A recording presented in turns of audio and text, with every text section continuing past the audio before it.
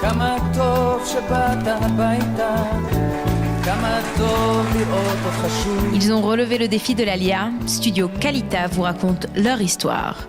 Alia Story, c'est vous, c'est nous. Salut à tous, bienvenue à vous Estelle Cohen. Alors vous êtes en Israël depuis 25 mars 2002, donc ça commence à faire un petit bout de temps.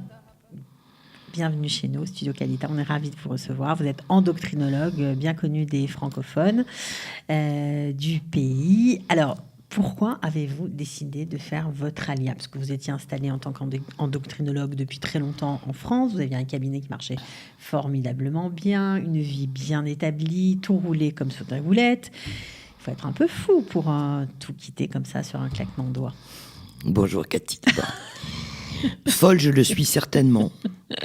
Je disais toujours à mes filles, ma seule force, c'est mon absence de lucidité. Et pourquoi l'Alia? Parce que ça fait 30 ans que je rêve de Jérusalem. Et que mon vœu le plus cher, c'est d'abord d'envoyer mes enfants, et la mayonnaise prenant, d'y arriver. C'est ce que j'ai fait, puisqu'elles sont parties en 2000, je suis arrivé en 2002. Donc vous les avez suivis? Et comment? Voilà, vous n'imaginiez pas rester derrière, quoi, dans cette belle histoire. La vie de Paris est une vie extraordinairement belle, attractive, mais d'une futilité sans nom. Et on rentre très très vite, au bout d'un certain temps, dans le so what. Ça veut dire en français, à quoi bon? Vous passez votre temps à gagner de l'argent pour assumer des besoins tertiaires, non pas primaires mais tertiaires, qui ne vous contentent pas. Et quand on est comme moi, comme j'étais à l'époque en recherche de spiritualité, il n'y a qu'un seul endroit au monde qui puisse vous abreuver de sa spiritualité, c'est Jérusalem. Voilà pourquoi. Ok, bah c'est déjà pas mal comme raison. Alors, vous étiez médecin, donc en pleine carrière, il n'était pas question pour vous d'arrêter la médecine. Vous ne parliez pas l'hébreu? Du tout. Ça va mieux? Pas terrible. En progrès ou même pas? Je n'ai aucune honte à parler. Je veux se taire, je veux la langue, je me fiche complètement des erreurs que je peux faire. Les gens finissent par me comprendre. D'accord. Alors aujourd'hui, vous êtes médecin à la Meouchedet. Quel a été votre parcours? Comment vous y êtes arrivé? Vous avez dû faire, comme tout le monde, le stage pour obtenir votre permis d'exercer, puis le premier boulot. Comment ça s'est passé, le stage? Et comment vous y êtes... qu'est-ce que vous avez fait pendant votre stage? Il faut vous dire que je suis arrivé pleine d'illusions. Parce que je suis un naturel optimiste. Ouais.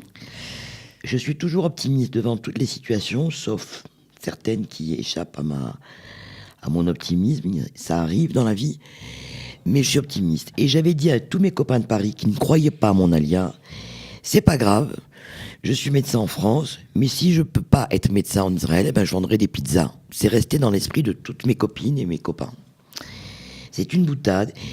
Mais dans l'avion qui m'a amené en Israël, j'ai rencontré quelqu'un qui m'a dit « Fais ce que tu sais faire. Je t'en prie, ne va pas commencer à faire vendre la pizza. C'est pas ton job. » Et j'avais eu un rave qui m'avait dit « Les Juifs d'Israël ont besoin aussi de vous, en tant que médecin. » Donc c'était deux choses qui m'ont guidé pour faire ce parcours du combattant qui a été extrêmement difficile. Et je pèse mes mots. Je pensais, on arrive de France avec une espèce de gava, il faut le dire. On est porté par le public.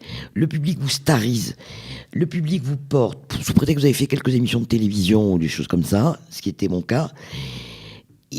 On arrive, on se dit, je vais manger le monde entier. Ils vous font ce que j'appelle la mousse. Ouais. La barbe à papa, et vous croyez que vous êtes quelqu'un. Or, quand vous arrivez en Israël, je le dis pour mes amis, pour ceux qui...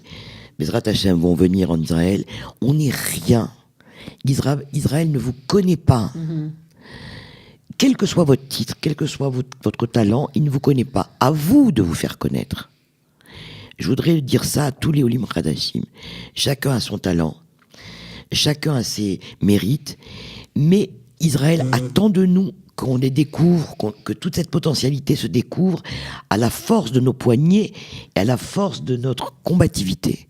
Alors, comment vous avez fait pour justement décrocher ce stage et comment ça s'est passé pour vous? Alors, d'abord, j'ai passé une année sabbatique à aller à la piscine, C'est bien. à étudier et à me faire plein de copines. Ok, c'est bien ça. Au bout d'un an, je me suis dit, tiens, les euros, ça fond comme la neige. Donc, il va falloir que j'y aille. Et en ça, j'ai une amie dont je ne citerai pas le nom parce qu'elle ne veut pas être citée, qui m'a aidé, je n'avais pas de voiture, et qui m'a dit, tu vas faire ton stage, c'est moi qui vais t'amener à Dassa. Parce que vous savez, il y a un système où vous Oui, portez bien sûr. vos diplômes à Ramat Gan, où ma fille Lisa m'a amené, les Twin Towers. Vous avez le système de Mumriout. On m'a dit, ok, on te reçoit sur tous tes papiers qui sont bons, mais il faut que tu fasses un stage d'1 an à Adassa dans ta spécialité. Pour que ta spécialité soit reconnue. Bien sûr, je ne D'accord. voulais absolument pas travailler comme médecin généraliste. Non. Je ne sais même pas Oui, traiter une vous voulez angine. travailler dans votre métier, Donc, tout simplement, quoi. Cette amie qui est très très chère à mes yeux m'a amené et elle m'a 2 fois, 3 fois, ou 3 fois, je lui ai dit ça suffit, je vais y aller, parce que je voulais pas.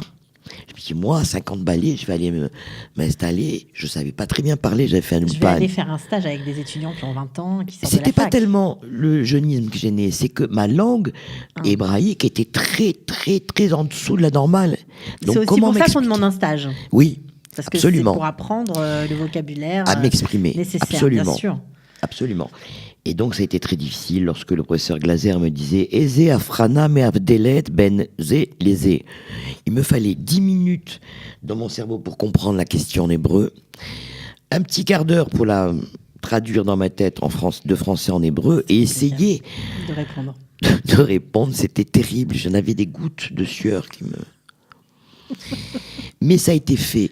Et je voudrais dire à tous les Olim Hadashim qui m'écoutent que quand il y a un ratson gadol de vouloir être en Israël, Akadosh Baruch Hu, il vous Grande envoie, volonté d'être en Israël. il vous envoie des pions. Exemple, quand avec ma gava, je disais à mon patron, Alors, la gava, c'est nous, mon orgueil, pour ceux qui l'orgueil. ne parlent pas encore l'hébreu. avec mon orgueil, hérité de France, je disais, nous en France, on traite les hypothyroïdies comme ça et comme ça parce qu'il y a un risque cardiaque. Le patron me disait, alors prouve-le-moi, donne-moi la cifroute, donne-moi la littérature. J'arrivais chez moi, l'ordinateur, Lisa m'aidait beaucoup dans ça, et je lui donnais un truc qui sortait de l'ordinateur. Il me le jetait par terre, et il me disait, Ezemit Bar, va me chercher. Je lui donnais des tirés à part qui dataient de 4-5 ans. Et lui voulait des updates, c'est-à-dire quelque chose qui date, qui le prouve de l'année en cours. C'est vous dire que c'était précis. Mais comment le faire? Je parlais mal, il fallait que j'aille à la bibliothèque. Je ne savais pas où était la bibliothèque dans cette espèce de monde en soi qui est à Dassa. Je me trompais dans toutes les portes, mais vraiment. Ah, mais je vous crois sur parole. Et regardez comment Akadosh Baruch Hu il vous aide. J'arrive finalement à la bibliothèque. C'est une histoire vraie ce que je vous raconte. Je suis là, je ne sais pas à qui m'adresser en hébreu, je ne sais pas comment dire, je cherche telle et telle parution récente sur les hypothyroïdies. Il y a une dame qui passe par là, qui me voit et qui me dit « Ma Trotsin, qu'est-ce que tu veux ?» J'ai dit « Anit Sarfatia, Nilo Medaberet, Ivrit, Tov. » Ah, très bien ma fille, viens avec moi, qu'est-ce que tu veux, me dit-elle. En français. En français, elle était d'Oran, c'était celle qui faisait les photocopies. Elle vous a aidé. Et elle me dit, je me fais expliquer, je lui explique ce que je cherche, et elle m'a dit, voilà, elle parle en hébreu à la dame, elle m'a donné le tir à part. Ça veut dire qu'à chaque moment De votre, où vous perdez pédale, je le dis pour tous les muhadissim, Il y a quelque chose qui... ne perdez pas courage, vous avez quelqu'un qui vient vous aider. Ouais, Ça a été terrible, ce stage. C'était terrible. Alors, un stage terrible pendant 1 an, mais vous accrochez quand même. Ah, de tout. Vous lâchez pas le morceau. Avec mes ongles, Ah, bah pas avec oui. mes mains. Faut Et le il dire. l'a vu, le professeur Glaser, que je le voulais ce pays. Parce que vous savez, quand je suis arrivé en 2002, les Tsarfatim, ils n'avaient pas une bonne presse. Exact. C'était des méfounaks, c'était des gens un peu Des gâtés, snobs. ok, ouais. Ils avaient cette réputation d'être très friqués. Donc, vous avez gagné vos galons. Je me suis accroché. Voilà. Et le miracle s'est produit. Un jour, on a eu un diabétique mal équilibré. Je dois raconter cette histoire parce que c'est celle qui a renversé La vapeur. la situation. Et il me fait examiner comme si j'étais une étudiante de 22 ans. J'examine ce patient, c'est un homme de 50-55 ans qui avait un diabète très très instable. Et je remarque, grâce à mon maître Lubetsky, Zechron Bracha, qui nous a appris à bien regarder les malades, qu'il est un peu bronzé. Et j'évoque un diagnostic précis. Et quand on revient au bureau, je lui dis, demande le fer. Il m'a dit, pourquoi? J'ai dit parce que je pense à cette maladie. Lui, dubitatif. 3 semaines après, le fer est arrivé au plafond, il avait cette maladie qui rend le diabète instable. À partir de ce moment-là, il a changé complètement. D'attitude avec vous. Il a été un super pote. Il m'a raconté sa vie privée, ses enfants. Il faut gagner ce pays, il faut gagner les gens ici. Voilà. Il faut Mais montrer comme qui on je l'ai est. dit tout à l'heure, en mettant nos forces internes, c'est-à-dire si vous mettez pas tout votre courage et toute votre volonté non démentie, Ça marche j'aurais pas. pu baisser les bras. Bah, bien sûr, pas de problème. Et ma fille Ou faire de la pizza. me disait, me disait, mais quand il va être au bout de 6 mois, presque un an, quand il va te donner Richard, je sais pas, j'ose pas lui demander. Je suis devenue une timide, moi qui ne suis pas timide. Bon, mais finalement, vous avez réussi à l'obtenir, ce C'est ce elle qui me Rishayon. tannait. Et veille de Rosh Hashanah, je mène un petit pot de, sans faire de socha, de corruption, un petit pot de miel. Et je lui dis, Shana Tova, parce qu'il partait après, pendant les grandes vacances de Rosh Hashanah. Et j'ose lui dire, mais quand est-ce que j'aurai la lettre qu'attendait le système des Mumriout Pour reconnaître pouvoir professer. Il m'a dit, je pars au Nicaragua, quand je reviens dans 3 semaines, je te fais la lettre. Et j'ai eu l'impression d'avoir gagné au gros lot. Je sors d'Adassa, j'ai exulté.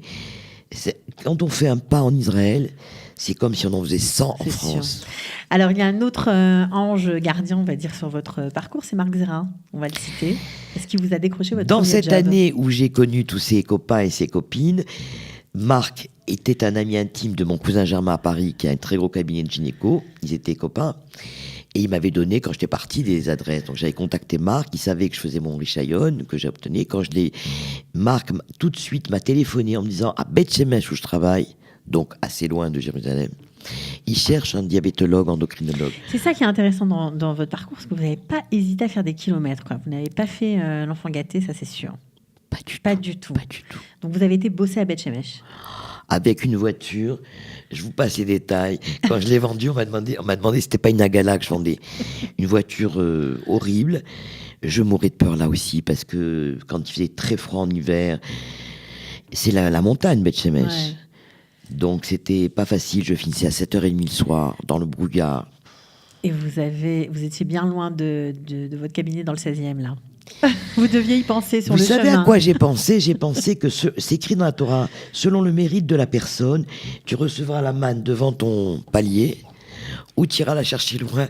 Et quand j'allais à Beth Shemesh ou à Kiryat Arba à la même époque que Pisgat Zev, c'est quand même des endroits loin de Jérusalem, je me disais, ma fille, ton mérite n'est pas si grand parce qu'il faut que tu ailles chercher la manne très très loin.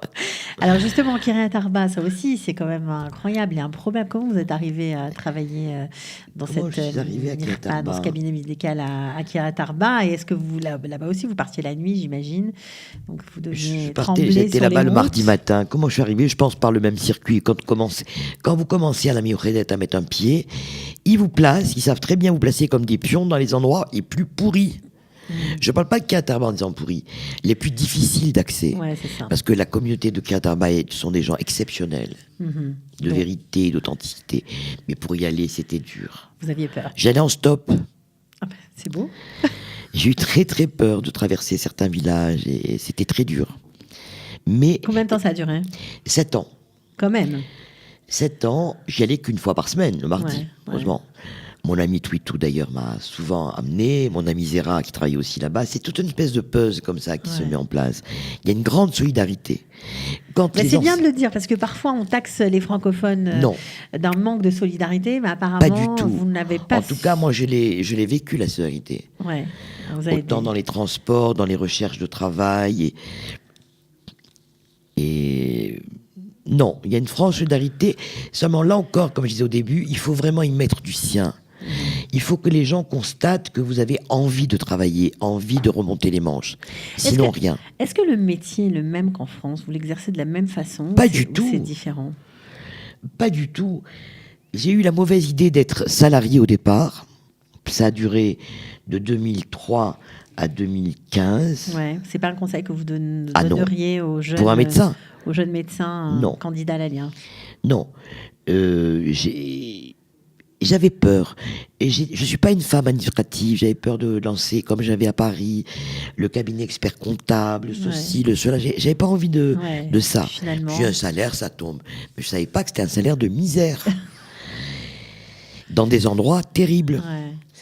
Et c'est en 2015 que j'ai relevé le front et que j'ai dit à la Mioredet, où j'arrête de travailler. Donc là encore, je me suis mise en danger, parce que c'était ma seule parnassa. Bien sûr. Il faut savoir aussi se mettre en danger. Ouais. Il faut savoir faire des challenges avec soi-même. Ou j'arrête, vous me mettez Atzmaït. Et Atzmaït, ça veut dire indépendant. 5 minutes après, j'avais le rosé. Le rosé, c'est le contrat. Ça a marché pour vous. Et là, ça a été complètement mieux, différent. Oui. Donc, un bon conseil. Alors, vous avez travaillé aussi dans un cabinet privé à Neve Tzedek. Et puis, bon, vous avez, pour des raisons tout à fait personnelles, arrêté cette collaboration. Mais du coup, ça vous a donné une idée de lancer un nouveau projet. Je suis très, très heureuse que vous me posiez cette question. Parce que c'est noyé dans une période de ma vie assez noire, que j'ai eu la triste possibilité de vivre. J'ai travaillé effectivement à Neve Tzedek, et à chaque fois que je revenais de Tel Aviv, qui n'est pas ma ville favorite, il faut dire les choses comme elles sont, sur le chemin du retour en taxi, je me disais, mais pourquoi ne pas monter le même centre à Jérusalem, qui est la capitale du monde? Et ça a germé dans ma tête. J'ai pas mal d'amis autour de moi qui m'ont suivi. Et donc, nous avons ce projet dont je voudrais à peine en parler, mais c'est un projet de centre médical francophone, uniquement tenu par des médecins francophones. Nous en avons réuni à peu près entre 20 et 25, 20 sûrs, qui sont autour de moi. Ce centre a pour but, non pas tant de servir aux francophones qui sont là, qui des fois, souvent pensionnaires, ne savent pas parler l'hébreu et ont énormément de mal, que ce soit dans le Cheder Pour tous ceux qui ont besoin mais aussi aux touristes, à qui il arrive, hélas, des choses fâcheuses, que ce soit des diabétiques en perte d'insuline, ou qui font des malaises, ou que ce soit des des problèmes d'endocrino. Tous ceux qui ont besoin d'être soignés en français, disons que ce sera Voilà, pratique. ce centre médical, Bezrat Hashem, naîtra dans l'année qui vient. Je pense que le projet va se finaliser en 2019. Nous avons déjà des gens de France qui nous appellent, qui ont été au courant par des enfants qui sont déjà là et qui savent que ce projet existe, des médecins patentés de l'hôpital américain qui nous appellent. Et je leur dis, mais pourquoi vous m'appelez? Donc en fait, ce sera aussi, d'après ce que je comprends, une porte pour ceux qui prévoient une alia en tant que praticien. Il y aura des spécialistes, des médecins généralistes, je pense qu'il y aura un peu de tout, de venir travailler. Absolument. Et je rajouterai, il y a plusieurs couches parmi ces médecins. Pour les Olim Hadashim qui nous entendent à venir ou présents, il y a ceux qui sont arrivés il y a 16 ans comme moi, d'autres 30 ans qui sont un peu fatigués, il faut le dire, parce que le système l'a mis auprès de la Coupatrolim, lamine complètement nos énergies, il faut le dire et le répéter. On reçoit des patients 5 minutes. Bon, enfin, en général, on sait très bien que les médecins français passent un peu plus de temps. Alors voilà, donc il y a une reconnaissance aujourd'hui de la part des instances les plus hautes de la Mioredet que nous sommes des médecins de grande qualité par rapport aux autres médecins. Ils le reconnaissent parce qu'on a une façon de travailler où l'interrogatoire a sa part, où l'examen clinique a sa part. On n'est pas que des donneurs de mirchamim, d'ordonnances. Donc, je voudrais dire que dans ce centre, Bezrat Hashem, il y aura de différentes couches, et en particulier les nouveaux Olim Hadashim, que ça intéresse des médecins. On peut vous contacter pour ça ? On peut vous contacter pour ça ? Absolument. D'accord. Estelle Cohen, donc vous la trouvez évidemment. On peut donner votre numéro de téléphone. Je voudrais dire que je suis aidé en cela par Tamar Abouatsera, qui est adjointe au maire de Nir Barkat, monsieur Nir Barkat, et qui a profondément adhéré à ce projet avec tout son cœur et toute son énergie. Ça va s'appeler comment ? Bnot Sarah. Bnot Sarah. Ok. Un joli mot, un joli nom. Ça, c'est sûr. Écoutez, Estelle, on était contente de vous entendre parler un peu médecine, un peu de vos expériences compliquées, du stage. Bon, on voit aussi que vous êtes une mamie comblée. On vous voit avec votre petit-fils derrière vous. On était ravis de vous entendre. Ravis de vous accueillir. On vous souhaite plein de bonnes choses et revenez nous voir quand ce projet sera sur pied. Vous êtes la bienvenue ici. Merci beaucoup. De rien. Merci, bonne journée à vous. Ciao, ciao. Au revoir.